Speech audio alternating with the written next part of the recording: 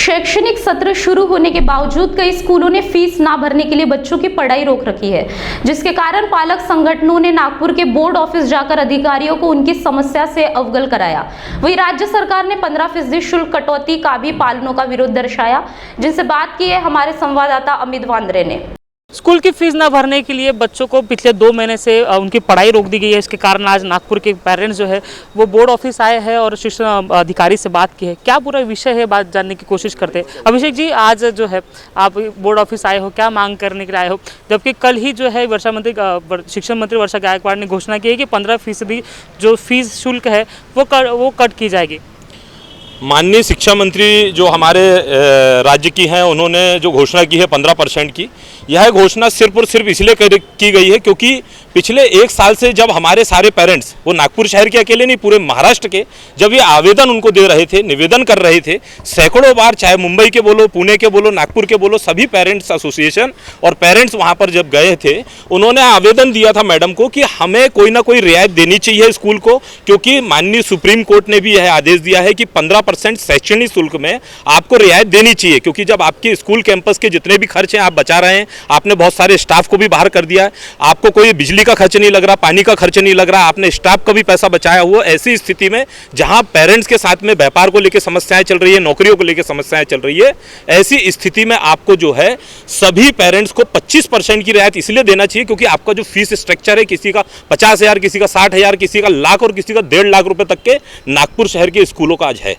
तो ऐसी स्थिति में हर बार जो कि हमारी राज्य की शिक्षा मंत्री माननीय वर्षा गायकवाड़ जी हैं, उन्होंने कहा कि हम फीस में हस्तक्षेप करने का अधिकार, प्राइवेट स्कूल की फीस में हस्तक्षेप करने का अधिकार सिर्फ और सिर्फ अगर किसी को है तो ईपीटीए को है, एग्जीक्यूटिव पेरेंट टीचर एसोसिएशन जो होता है, जो बॉडी नागपुर के 95% स्कूल में, नागपुर नहीं पूरे महाराष्ट्र नहीं पूरे देश में, अगर आप किसी भी स्कूल के ऊपर अगर इंक्वायरी बिठाते हैं तो आपको पता लगेगा कि ईपीटीए और पीटीए का गठन किसी भी स्कूल ने प्रॉपर तरीके से नहीं किया।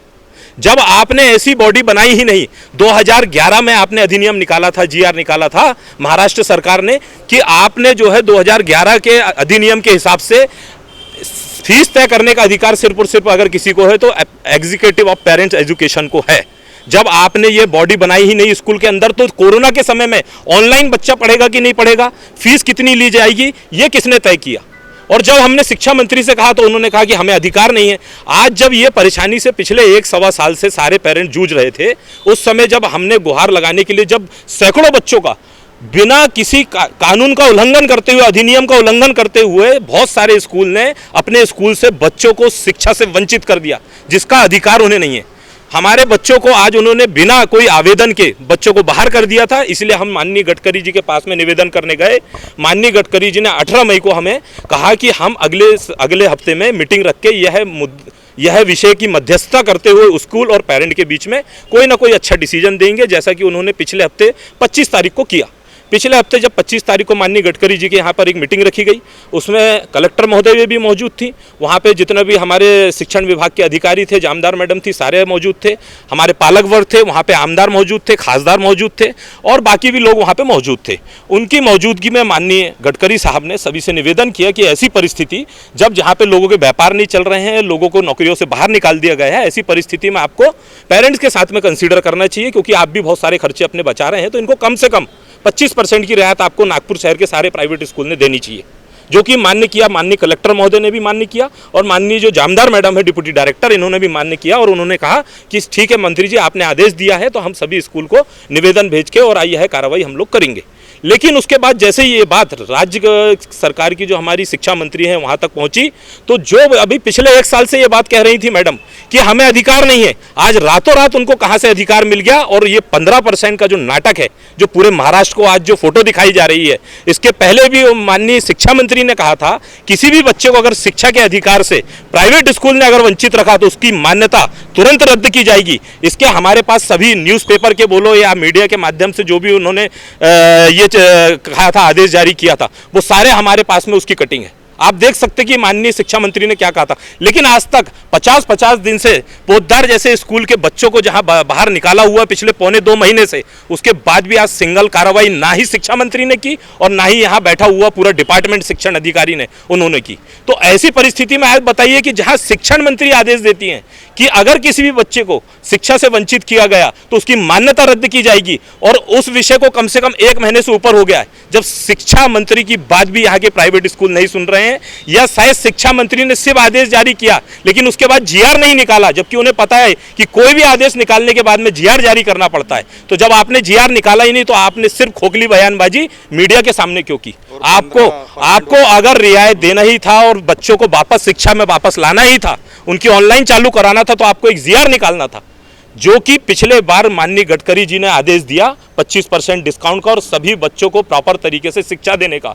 25% का जो 25 तारीख को जो मीटिंग हुई थी उसके बाद यहाँ के आदेश को 3 से 4 दिन, जो कि शिक्षण अधिकारी जामदार डिप्टी डायरेक्टर हैं, उन्होंने 3 से 4 दिन उस आदेश को नहीं निकाला अभी तक के। आज उन्होंने निकालने की बात हमें कही है, अभी वो दे रही है हमें लेटर, ऐसा उन्होंने कहा हुआ है। लेकिन उस बीच में ही राज्य सरकार ने अपना एक कार्ड खेल के और 15% की जो है रियायत की बात कही, और ये भी उन्होंने 1 साल के लिए कहा हुआ है, जबकि हमारा विषय पूरे 2 साल का है। जब से कोविड स्टार्ट हुआ है, जब से हमारी ऑनलाइन शिक्षा चल रही है, तो तब से आपने कहा था, और आप इसको 1 साल में कन्वर्ट करके जो निजी स्कूलों को आप फायदा पहुंचाते चाहते हैं, ये पूरा महाराष्ट्र देख रहा है। ये बहुत ही निंदनीय डिसीजन है आपका। इतने साल, जो पूरे 1 साल से आपको जो डिसीजन लेने का अधिकार नहीं था, आज आपने सिर्फ एक केंद्रीय मंत्री जो कि गडकरी साहब, जो उन्होंने 25% का एक अच्छा डिसीजन लिया, उसके बाद अचानक आपकी नींद कैसे खुल गई? और आपने किस तरीके से अचानक कह दिया कि 15% का डिस्काउंट, जो कि सुप्रीम कोर्ट का हवाला दिया आपने। अरे सुप्रीम कोर्ट ने तो 3 मई को आदेश जारी किया था, आपने अभी तक जीआर क्यों नहीं निकाला?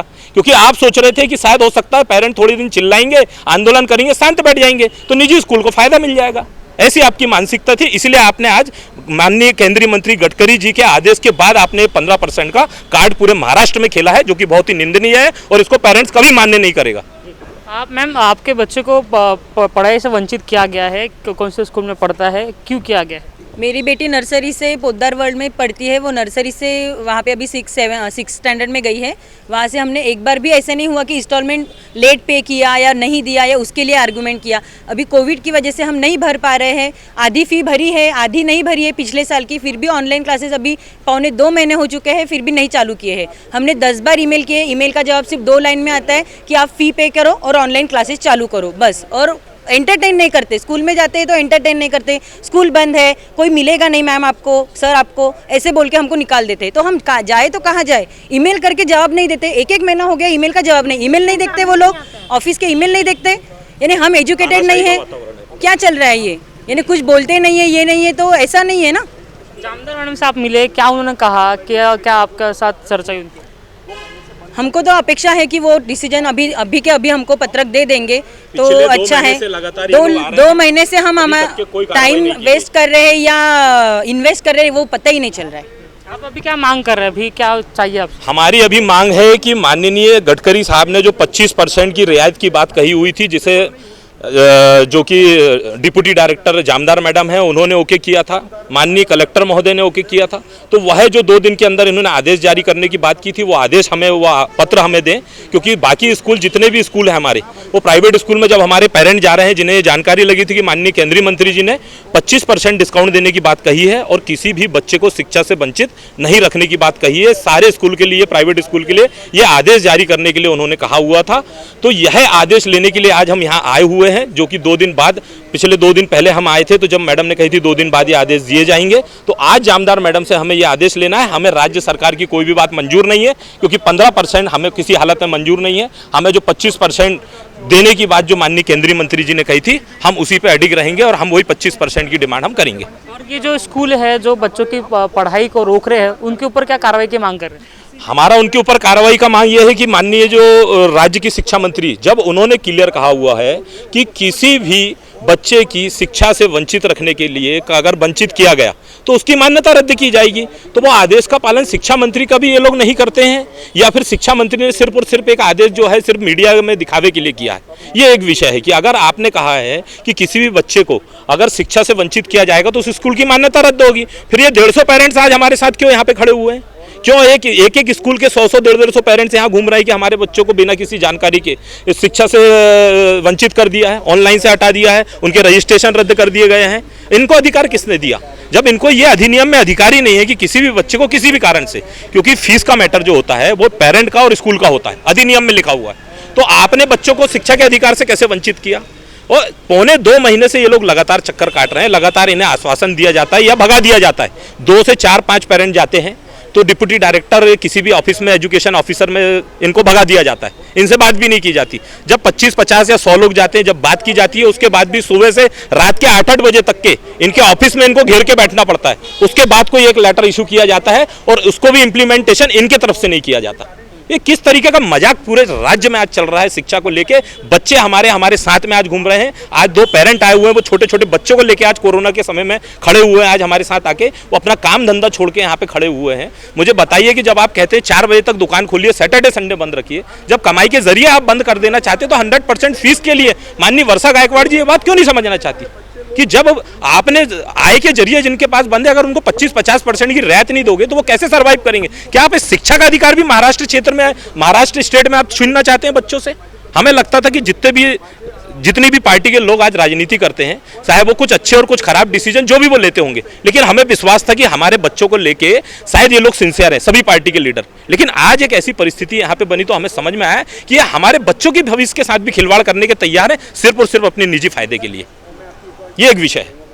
सरकार ने बोला है कि कोई भी बच्चा फेल नहीं होगा, वो प्रमोटेड होगा नेक्स्ट ईयर के लिए। पर मैंने जब ज्वाइन नहीं, मुझे ईमेल पे मैसेज था कि your child has not been promoted in next class. जब तक आप फीस नहीं भरी, ऐसे ईमेल इनके आते हैं। इनका ऐसे आता है कि आपका बच्चा जो है वो प्रमोट नहीं हुआ है, यानी आपने एग्जाम ली, आपने साल भर पढ़ा है तो बच्चा फेल हो गया।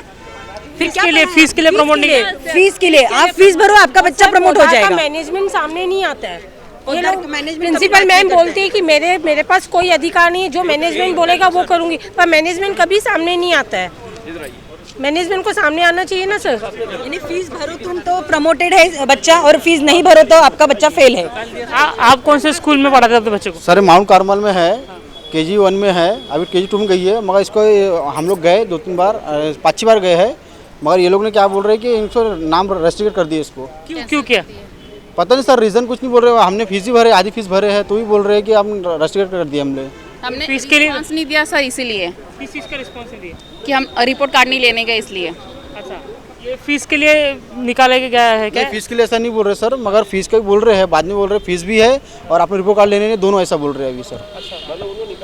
हाँ निकाला। क्यों निकाला? मतलब कि क्या कोई का रीजन है? वो रीजन नहीं बता रहे सर, बोल रहे हैं कि इसकी जगह हमने दूसरा एडमिशन दे दिया, ऐसा बोल रहे सर। नहीं फीस भरी है मैडम, आधी फीस भरी है हम लोग ने, आधी बची है। फीस के लिए भी इस चीज़ का मैटर आया है। वो लोग बस ब्लेम कर रहे हैं कि हम लोग ने रिस्पांस नहीं दिए, बस ये पूरा कारण है। फीस पूरा ना भरने के कारण उनको निकाला। अब कहा है कि अब रिपोर्ट कार्ड लेने नहीं। हाँ बस ये पूरा रीजन है फीस का। हाँ फीस का ही फीस है उनका सर, उसका 25,000 है, समथिंग है। हमने 10,000 भरे हैं। तो नागपुर में कुछ पेरेंट्स हैं जिनके बच्चे फिलहाल जो नए जो 17 साल है वहाँ पर उनको प्रमोट किया जाए, लेकिन कई लोगों का ऐसा हुआ है कि कई लोगों के स्कूल जो है वो शुरू नहीं किया गया है, जिसके कारण जो है बच्चे जो परेशान हैं, पेरेंट्स परेशान हैं। वही महाराष्ट्र सरकार ने जो 15% अभी शिक्षा शुल्क में जो कटौती की है वो भी कुछ पेरेंट्स को मान्य नहीं है, जबकि केंद्रीय मंत्री नितिन राउत ने 25% का जो है वो निवेदन दिया था, ये सूचना दी थी। बावजूद इसके अभी राज्य सरकार ने 15% कटौती की बात की है, तो जो फिलहाल वो पेरेंट उसको मान्य नहीं कर रहे। प्राइवेट स्कूल की फीस को लेकर बच्चों की पढ़ाई रोक जाने के मामले पर युवा मोर्चा के कुछ सदस्य आज पेरेंट के साथ मौजूद है, उनसे बात करते हैं। सर क्या नाम है आपका? मेरा नाम संकेत रविकांत कुकड़े है, भारतीय जनता युवा मोर्चा विद्यार्थी आघाड़ी का मैं शहर संयोजक हूँ। अभी जो देखा जा रहा है कि नया सत्र शुरू हुआ है, लेकिन जो प्राइवेट स्कूल है वो बच्चों को सिर्फ फीस के लिए जो है वो परेशान कर रहे हैं, उनकी पढ़ाई जो है शुरू नहीं कर रहे हैं। आपका क्या स्टैंड है इस पे? आप क्या मदद कर रहे हैं? हम भारतीय जनता पार्टी युवा मोर्चा और भारतीय जनता पार्टी कल भी विद्यार्थियों के साथ थे और आज भी है और कल भी रहेंगे। बात ऐसी हुई है कि कुछ विद्यार्थियों का एजुकेशन रोक दिया गया। कॉलेज और स्कूल का बोलना ये था, स्कूल्स का बोलना ये था कि तुम पूरी की पूरी फीस पहले भरो और बाद में बच्चों को हम एजुकेशन चालू करेंगे। सर पहले भी ऐसे होता था कि इंस्टॉलमेंट्स दी जाती थी कि महीने की फ़ीस भरो, 6 महीने की फ़ीस भरो या 5 इंस्टॉलमेंट दो, 4 इंस्टॉलमेंट दो, जब नॉर्मल चल रहा था। लेकिन अभी कोरोना के काल में सबके धंधे बंद हो गए हैं, सबके उद्योग बंद हो गए, नौकरियां छूट गई, किसी के सैलरीज कम हुए और इनका बोलना ऐसा है कि पूरी की पूरी फीस पहले एक साथ भरो, तब जाके हम विद्यार्थियों का एजुकेशन ऑनलाइन शुरू करेंगे। बात ऐसी हुई, हमारे पास 250 से 200 पेरेंट्स हमारे पास कंप्लेंट लेकर आए। माननीय हमारे शहर अध्यक्ष भाजपा के प्रवीण जी दटके इनके पास आए। प्रवीण जी दटके ने हमको बताया कि ऐसा ऐसा विषय है, आप जाइए, हम उनके आदेश पे और उनके मार्गदर्शन में यहाँ पे माननीय वैशाली जी जामदार जो डिप्टी डायरेक्टर है वो मैडम से हम मिलने आए। और वो मैडम से मिलने के बाद हमने ये अभी यहाँ पे ऐसा पता चला कि इन्होंने नोडल ऑफिसर्स बनाए हैं, इन्होंने ईओस बनाए हैं, लेकिन वो कहीं भी अपनी जवाबदारी संभालने में असंतुष्ट हमको दिखाई दिए। वो अपनी जवाबदारी नहीं संभाल रहे हैं, जबकि उन्हीं के जोन के जो टीचर्स लोग हैं, स्कूल कॉलेजेस के प्रिंसिपल्स हैं, वो वहाँ पे कहीं ना कहीं पे गद्दारी कर रहे हैं, वहाँ पे करप्शन चल रहा है। हम वही मुद्दा लेके वैशाली मैम से मिलने आए कि यहाँ पे इनका एजुकेशन शुरू करने लगा है।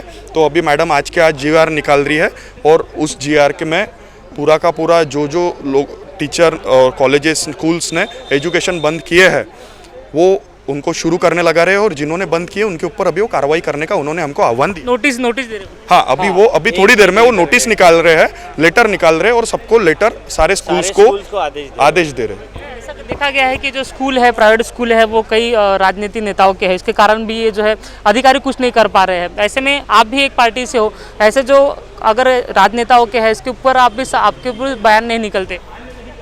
राजनीति पार्टियों के कोई भी नेताओं का कॉलेज रहो, चाहे कोई भी कांग्रेस रहो, शिवसेना रहो, भाजपा रहो, लेकिन जो मुद्दा शिक्षणों का है, पालकों का और पल्लों का मुद्दा अगर उनके शिक्षण का है तो स्कूल किसी की भी रहो, युवा मोर्चा अपनी ताकत से जवाब देगा। सरकार का इस तरफ ध्यान ही नहीं है कि नागपुर जिले और नागपुर में CBSE और स्टेट बोर्ड है, यहाँ पे जो हो रहा है कि शिक्षण अधिकारी डिप्टी डायरेक्टर बोलते हैं कि हमने आदेश दिए, लेकिन ईओ जो रिकमेंड किए वो ईओ स्कूल से मिली भगत हुई है। जैसी वसूली सरकार चालू है, हर एक प्रकार में, हर विभाग में इसी प्रकार की वसूली चालू है, ऐसा हमें लगता है। लेकिन इसको न्याय देने के लिए पालकों के लिए जो संघर्ष भारतीय जनता पार्टी युवा मोर्चा को करना पड़ेगा, और संघर्ष के लिए युवा मोर्चा तैयार है। क्या आंदोलन का रास्ता इख्तियार करेंगे युवा मोर्चा? आंदोलन बिल्कुल करेंगे। अगर पालकों को अंदर बात करने के लिए अगर वो आने नहीं देते हैं तो हम भी उनके कॉलेजों को लॉक लगा देंगे। यहाँ पे देखा गया है कि जब पेरेंट्स अधिकारी से बात कर रहे थे तो पुलिस को बुला लिया गया था, क्या ये तानाशाही है? क्या पेरेंट्स को बोलने का अधिकार नहीं? उनको लगा कि दबाव में लाएंगे तो ये लोग रुक जाएंगे, लेकिन विषय इतना गंभीर विषय है कि पुलिस वाले भी, उनके भी बच्चे होंगे, उनके ऊपर भी ये गैर गुजरी है। उन्होंने भी हमारा सुन लिया और उन्होंने कार्रवाई कुछ नहीं की, लेकिन हम भी प्रशासन की इज्जत करते हैं, लेकिन अगर वो उनका दबाव में काम करेंगे तो दबाव में रहने वाले लोग युवा मोर्चा नहीं है। जो भाषा में समझेंगे भाषा में उनको जवाब देंगे। तो पेरेंट्स के जो परेशानी है उसको सुलझाने के लिए फिलहाल युवा मोर्चा जो है, भाजपा के युवा मोर्चा वो रास्ते पर है। अगर कुछ किसी भी तरह से पेरेंट्स के ऊपर कार्रवाई होती है या फिर किसी भी तरह की स्कूल की मनमानी चलती है, उसके ऊपर आंदोलन का रास्ता इख्तियार करने के बाद फिलहाल युवा मोर्चा ने कही है। कैमरा पर्सन तोतड़े के साथ अमित वांद्रे, महाराष्ट्र 24 नागपुर।